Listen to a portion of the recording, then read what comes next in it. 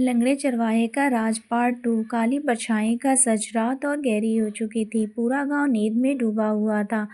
मिट्टी के घरों से सिर्फ हल्की हल्की सांसों की आवाज़ें आ रही थी, लेकिन एक इंसान था जिसकी आंखों में नींद बिल्कुल नहीं थी। वो था रामू। उसकी आंखों के सामने बार बार वही दृश्य घूम रहा था, भेड़िया और उसके पीछे हिलती हुई वो काली परछाई। वो कोई जानवर नहीं था, रामू ने खुद से कहा। वो कुछ और था। खाट चरमराई। रामू चुपचाप उठा। माँ गहरी नींद में थी। उसने माँ के चेहरे की तरफ देखा और बिना आवाज़ किए बाहर निकल गया। जैसे ही रामू जंगल की सीमा में पहुंचा, हवा बदल गई। दिन का अपना जंगल अब डरावना लग रहा था। पेड़ों की टहनियाँ मानो आपस में फुसफुसा रही हों। हर कदम के साथ उसका लंगड़ा पैर दर्द कर रहा था, लेकिन डर से ज़्यादा जिज्ञासा भरी हुई थी। अगर आज सच नहीं जाना तो जिंदगी भर डर में जीऊंगा। अचानक झाड़ियों में वही सरसराहट। रामू रुक गया। उसने छड़ी कसकर पकड़ ली। एक पल को लगा जैसे कोई उसके पीछे खड़ा हो। उसने झट से पलट कर देखा, कुछ नहीं, लेकिन तभी पेड़ों के बीच एक धुंधली आकृति निकली। वह काली परछाई इस बार वहाँ भागी नहीं, वह ठहरी हुई थी। और तभी हवा में एक फुसफुसाहट गूंजने लगी, सावधान रहना रामू, यह जंगल सिर्फ जानवरों का नहीं है। रामू का दिल बैठ गया। कौन कौन हो तुम?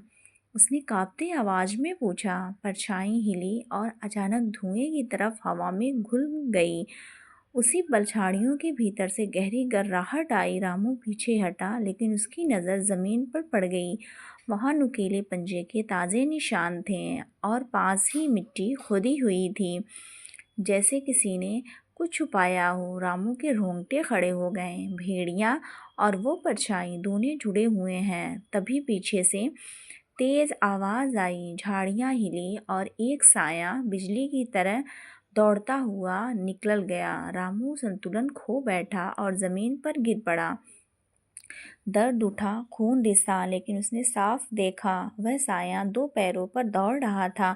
इंसान या कुछ और जानवर दो पैर पे तो नहीं दौड़ते। रामू बुदबुदाया। उसका दिल तेज धड़कने लगा। यह भेड़िया नहीं था और सिर्फ इंसान भी नहीं, यह कोई ऐसा था जो भेड़ियों को अपने इशारों पे चलाता था।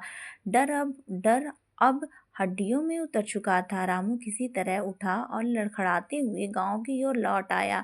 सुबह में अफरा तफरी मची थी। राम लाल की आवाज़ गूंजी, हमारी दो बकरियां तो गायब हो गई हैं। लोग इकट्ठा हो गए और तभी किसी ने कहा, कल रात लंगड़ा चरवाहा जंगल गया था। सबकी नज़र सीधे रामू पर पड़ी। रामू आगे आया। मैं किसी की बकरी नहीं चुराया, लेकिन जंगल में कुछ है जो भेड़ियों को चला रहा है। हंसी गूंज उठी। फिर वही कहानियाँ। यह कहकर लड़का डर डर फैला रहा है, लेकिन तभी एक बूढ़े ने धीरे से कहा, मैंने भी रात में अजीब आवाज़ें सुनी थी। सन्नाटा छा गया। रामू ने गहरी सांस ली और बोला, अगर मैं झूठ बोल रहा हूँ तो आज रात मैं अकेले पहरा दूंगा। पूरा गांव सन्न रह गया।